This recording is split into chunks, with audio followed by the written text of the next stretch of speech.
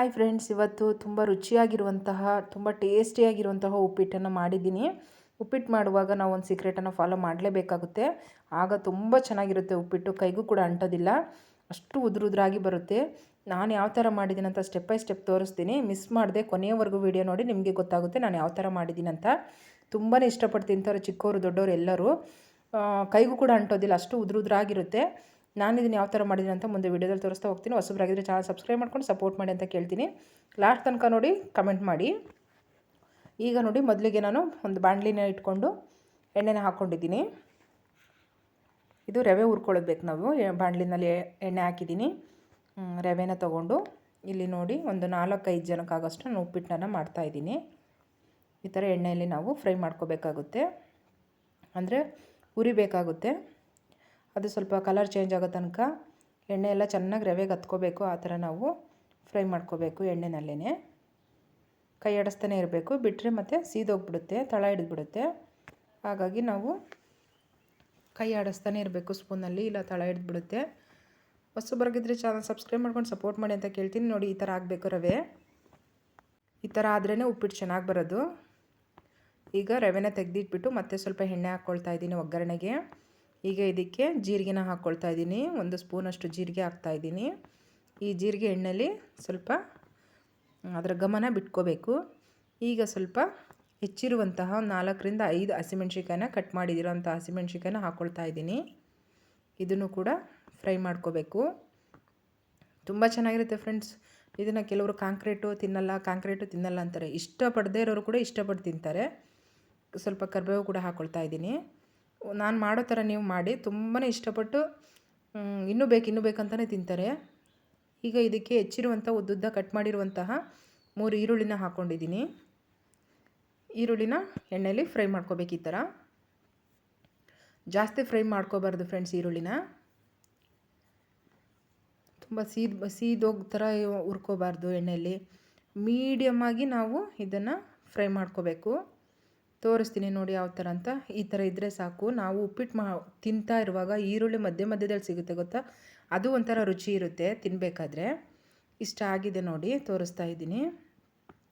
ಇದಕ್ಕೆ ಸಣ್ಣದಾಗಿ ಹೆಚ್ಚಿಟ್ಟಿರುವಂತಹ ಕ್ಯಾರೆಟನ್ನು ಹಾಕ್ತಾಯಿದ್ದೀನಿ. ಕ್ಯಾರೆಟು ಕಣ್ಣಿಗೆ ತುಂಬಾ ಒಳ್ಳೆಯದು, ಮತ್ತು ನೆನಪಿನ ಶಕ್ತಿಗೂ ಅಷ್ಟೇ ಒಳ್ಳೆಯದು. ಕ್ಯಾರೆಟ್ ಹಾಕೋದ್ರಿಂದ ಮಕ್ಕಳು ಕೆಲವೊಬ್ರು ಕ್ಯಾರೆಟ್ ತಿಂತಾರೆ, ಕೆಲವೊಬ್ರು ತಿನ್ನಲ್ಲ. ಈ ಥರ ಉಪ್ಪಿಟ್ಟಲ್ಲಿ ಹಾಕಿ ಮಾಡೋದ್ರಿಂದ ತುಂಬಾ ಇಷ್ಟಪಟ್ಟು ತಿಂತಾರೆ. ಇದನ್ನು ಕೂಡ ಎಣ್ಣೆಯಲ್ಲಿ ಫ್ರೈ ಮಾಡ್ಕೊಳ್ತಾ ಇದ್ದೀನಿ. 1 ನಿಮಿಷಗಳ ಕಾಲ ಎಣ್ಣೆಯಲ್ಲೇ ಫ್ರೈ ಮಾಡ್ತಾ ಇರಬೇಕು. ಇದನ್ನು ಮಧ್ಯದಲ್ಲಿ ಬರುವಂಥ ಹ್ಯಾಡ್ಸನ್ನು ಸ್ಕಿಪ್ ಮಾಡಬೇಡಿ. ಹಾಗೆ ಕಮೆಂಟ್ ಪಕ್ಕದಲ್ಲ ಹೈಪ್ ಪಾಯಿಂಟ್ ಇರುತ್ತೆ ಫ್ರೆಂಡ್ಸ್, ಹೈಪ್ ಪಾಯಿಂಟನ್ನು ಕೊಡಿ, ನೀವು ಸಪೋರ್ಟ್ ಮಾಡಿ ಅಂತ ಕೇಳ್ಕೊಳ್ತಾ ಇದ್ದೀನಿ. ಸಬ್ಸ್ಕ್ರೈಬ್ ಮಾಡಿಕೊಂಡು ಬೆಲ್ ಬಟನ್ನ ಕ್ಲಿಕ್ ಮಾಡಿ ಆಲನ್ನು ಆಪ್ಷನ್ ಒತ್ತಿ. ನಾನು ಹಾಕೋಂಥ ವೀಡಿಯೋಸ್ ಎಲ್ಲ ನಿಮಗೆ ಬಂದು ತಲುಪುತ್ತೆ. ನೋಡ್ತಾ ಇದ್ದೀರಲ್ವಾ, 1 ನಿಮಿಷಗಳ ಕಾಲ ಫ್ರೈ ಮಾಡ್ಕೊಂಡಿದ್ದೀನಿ. ಈಗ ಇದಕ್ಕೆ ನಾನು ನೆಕ್ಸ್ಟ್ ಏನು ಹಾಕ್ತೀನಿ ಅಂತ ತೋರಿಸ್ತೀನಿ ನೋಡಿ. ಇದು ಫ್ರೈ ಆಗಿದೆ. ಈಗ ಇದಕ್ಕೆ ಒಂದು ಅರ್ಧ ಬೌಲಷ್ಟು ಅವರೆಕಾಳನ್ನು ಹಾಕ್ಕೊಳ್ತಾ ಇದ್ದೀನಿ. ಹಸಿ ಅವರೆಕಾಳಲ್ಲಿ ಹಾಕಿ ಮಾಡೋದ್ರಿಂದ ಉಪ್ಪಿಟ್ಟು ತುಂಬ ಚೆನ್ನಾಗಿರುತ್ತೆ. ಆ ಉಪ್ಪಿಟ್ಟು ತಿನ್ನುವಾಗ ಈ ಅವರೆಕಾಳು ಮತ್ತು ಕ್ಯಾರೆಟು ಮಧ್ಯದಲ್ಲಿ ಸಿಗ್ತಾ ಇರುತ್ತಲ್ವ, ನಾವು ತಿಂತಾ ಇದ್ದಾಗ ಅದೊಂದು ರುಚಿ ಕೊಡುತ್ತೆ ನಮಗೆ. ಇದು ಎಲ್ಲವನ್ನು ನಾವು ಎಣ್ಣೆಲೇ ಫ್ರೈ ಮಾಡ್ತಾನೆ ಇರಬೇಕು 2-3 ನಿಮಿಷಗಳ ಕಾಲ. ಅದರ ರುಚಿನೇ ಬೇರೆ ಇರುತ್ತೆ, ಅಷ್ಟು ಸಖತ್ತಾಗಿರುತ್ತೆ ಫ್ರೆಂಡ್ಸ್. ಈ ಥರ ಎಣ್ಣೆನಲ್ಲೇ ಫ್ರೈ ಮಾಡಬೇಕು. ನನ್ನ ವಾಯ್ಸು ಸ್ವಲ್ಪ ಸರಿಯಾಗಿ ನಿಮಗೆ ಕೇಳಿಸ್ಲಿಲ್ಲ ಅಂದರೆ ಬೇಜಾರು ಮಾಡ್ಕೋಬೇಡಿ. ಸ್ವಲ್ಪ ಕೆಮ್ಮಿರೋದ್ರಿಂದ ಸರಿಯಾಗಿ ವಾಯ್ಸ್ ಕೊಡೋಕ್ಕಾಗ್ತಾಯಿಲ್ಲ. ಇದೇ ರೀತಿ ಎಲ್ಲವನ್ನು ಫ್ರೈ ಮಾಡ್ಕೋಬೇಕು. 1 ನಿಮಿಷಗಳ ಕಾಲ ಮತ್ತೆ ಬಿಡಬೇಕು ಫ್ರೈ ಆಗಲಿ ಅಂತ ಎಣ್ಣೆನಲ್ಲೇ. ನೀರನ್ನು ಹಾಕಬಾರ್ದು. ಈಗ ಇದಕ್ಕೆ ಹೆಚ್ಚಿರುವಂತಹ ಒಂದು 3 ಟೊಮೊಟೊನ ಹಾಕ್ಕೊಳ್ತಾ ಇದ್ದೀನಿ. ಟೊಮೊಟೊ ಹಾಕೋದ್ರಿಂದನೂ ಕೂಡ ತುಂಬಾ ರುಚಿಯಾಗಿರುತ್ತೆ ಉಪ್ಪಿಟ್ಟು. ಕೆಲವೊಬ್ಬರು ಹುಣಸೆಹಣ್ಣಿನ ಹುಳಿನ ಹಾಕ್ತಾರೆ. ಹುಣಸೆಹಣ್ಣು ಹುಳಿ ನಮ್ಮ ಸೈಡಂತೂ ಹಾಕೋದಿಲ್ಲ. ನಾವು ಹುಣಸೆಹಣ್ಣು ಹುಳಿ ಹಾಕಿ ಉಪ್ಪಿಟ್ಟನ್ನು ಮಾಡೋದಿಲ್ಲ, ನಮಗೆ ಇಷ್ಟನೂ ಆಗೋದಿಲ್ಲ. ಆದರೆ ಟೊಮೊಟೊ ಹಣ್ಣು ಹಾಕಿ ಮಾಡೋದ್ರಿಂದ ತುಂಬಾ ಚೆನ್ನಾಗಿರುತ್ತೆ. ಆ ಒಗ್ಗರಣೆಗೆ ಹಾಕಿ ನಾವು ಟೊಮೊಟೊ ಹಾಕಿ ಒಗ್ಗರಣೆಗೆ ನಾವು ಮಾಡುವಾಗ ಅದರೊಂದೊಂದು ಘಮ ಬರುತ್ತೆ, ಅದು ತುಂಬ ಚೆನ್ನಾಗಿರುತ್ತೆ. ಟೊಮೊಟೊನೇ ಹಾಕಬೇಕು ಉಪ್ಪಿಟ್ಟಿಗೆ. ಈಗ ಇದಕ್ಕೆ ರುಚಿಗೆ ತಕ್ಕಷ್ಟು ಉಪ್ಪನ್ನು ಹಾಕ್ತಾಯಿದ್ದೀನಿ. ನಾನು ಇವಾಗಲೇ ಹಾಕ್ಕೊಳ್ತಾ ಇದ್ದೀನಿ. ನಾವು ಉಪ್ಪನ್ನು ಈಗಲೇ ಹಾಕೋದ್ರಿಂದ ಅಲ್ಲಿರುವಂಥ ತರಕಾರಿಗಳೆಲ್ಲ ಚೆನ್ನಾಗಿ ಬೆಂದೋಗುತ್ತೆ. ಟೊಮೊಟೊ, ಈರುಳ್ಳಿ, ಕ್ಯಾರೆಟು, ಆಮೇಲೆ ಅವರೆಕಾಳು ಇದೆಲ್ಲವೂ ಚೆನ್ನಾಗಿ ಬೇಯುತ್ತೆ. ಸ್ವಲ್ಪ ಅರಿಶಿನ ಪುಡಿನೂ ಕೂಡ ಹಾಕ್ತಾಯಿದ್ದೀನಿ. ಉಪ್ಪಿಟ್ಟಿಗೆ ಅರಿಶಿನ ಪುಡಿ ಬೇಕು ಅನ್ನೋರು ಹಾಕ್ಕೋಬೋದು, ಬೇಡ ಅನ್ನೋರು ಹಾಕದೇ ಇರ್ಬೋದು. ಇದೆಲ್ಲವನ್ನು ಈಗ ನಾನು ಫ್ರೈ ಮಾಡ್ಕೊಳ್ತಿದ್ದೀನಿ. ನಮ್ಮ ಮನೆಯಲ್ಲಿ ಉಪ್ಪಿಟ್ಟಿಗೆ ಸ್ವಲ್ಪ ಅರಶಿನ ಪುಡಿ ಹಾಕಿದ್ರೆ ತಿನ್ನೋದಕ್ಕೆ ಇಷ್ಟ ಅಂತ ಹೇಳ್ತಾರೆ, ಹಾಗಾಗಿ ಸ್ವಲ್ಪ ಅರಶಿನ ಪುಡಿನ ಹಾಕ್ತೀನಿ. ಬೇಕಾದ್ರೆ ಹಾಕ್ಕೋಬೋದು, ಬೇಡ ಅಂದರೆ ಸ್ಕಿಪ್ ಮಾಡ್ಕೋಬೋದು. ತುಂಬ ಚೆನ್ನಾಗಿರುತ್ತೆ ಫ್ರೆಂಡ್ಸ್ ಈ ಥರ ಮಾಡ್ಕೊಂಡು ತಿನ್ನೋದ್ರಿಂದ. ನಾನು ನಿಮಗೊಂದು ಸೀಕ್ರೆಟ್ ಹೇಳ್ತೀನಿ ಅಂತ ಹೇಳಿದ್ನಲ್ವ, ಹಾಗೆ ವಿಡಿಯೋ ನೋಡಿ ಅದನ್ನು ಕೂಡ ಹೇಳ್ತೀನಿ. ಈಗ ನೋಡಿ ಇದಿಷ್ಟು ಫ್ರೈ ಮಾಡ್ಕೊಂಡಿದ್ದು ಆಗಿದೆ, ನೋಡ್ತಾ ಇದ್ದೀರಲ್ವಾ ಎಷ್ಟು ಚೆನ್ನಾಗೆಲ್ಲ ಎಣ್ಣೆಯಲ್ಲಿ ಫ್ರೈ ಆಗಿದೆ. ಈ ಥರ ಫ್ರೈ ಆಗಬೇಕು. ಫುಲ್ಲು ನೋಡಿ ಕಮೆಂಟನ್ನು ಹಾಕಿ, ಎಲ್ಲೂ ಸ್ಕಿಪ್ ಮಾಡೋದಕ್ಕೆ ಹೋಗಬೇಡಿ, ಮಧ್ಯದಲ್ಲಿ ಬರುವಂಥ ಹ್ಯಾಡ್ಸನ್ನು ಸ್ಕಿಪ್ ಮಾಡಬೇಡಿ. ಈಗ ಇದಕ್ಕೆ ಅಳತೆಗೆ ತಕ್ಕಷ್ಟು ನೀರನ್ನು ಹಾಕ್ಕೋಬೇಕು. ನಾವು ರವೆ ಎಷ್ಟು ತೊಗೊಂಡಿರ್ತೀವಿ ಅದ್ರ ಮೇಲೆ ಡಿಪೆಂಡ್ ಆಗುತ್ತೆ. ಅಳತೆಗೆ ತಕ್ಕಷ್ಟು ನಾವು ನೀರನ್ನು ಹಾಕ್ಕೋಬೇಕಾಗುತ್ತೆ. ನೋಡಿ ನಾನು ನೀರನ್ನು ಇಷ್ಟು ಹಾಕ್ಕೊಂಡಿದ್ದೀನಿ. ಒಂದು 3 ಗ್ಲಾಸ್ ಇರ್ಬೋದು ಅಷ್ಟೇ ನೀರು.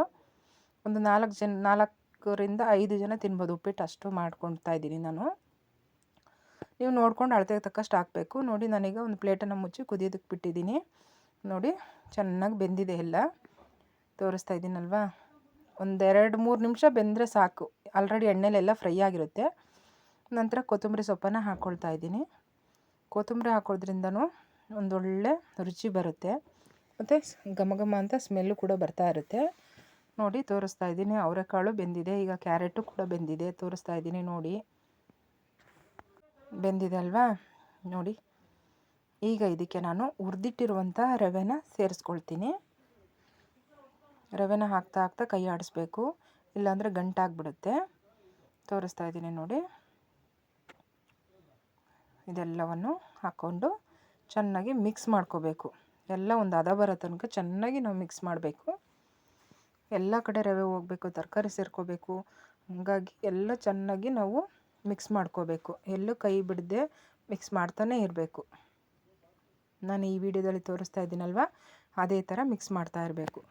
ಈ ಥರ ಉಪ್ಪಿಟ್ಟು ಮಾಡೋದ್ರಿಂದ ಕೈಗೆಲ್ಲೂ ಅಂಟಲ್ಲ ನಾವು ತಿನ್ನುವಾಗ.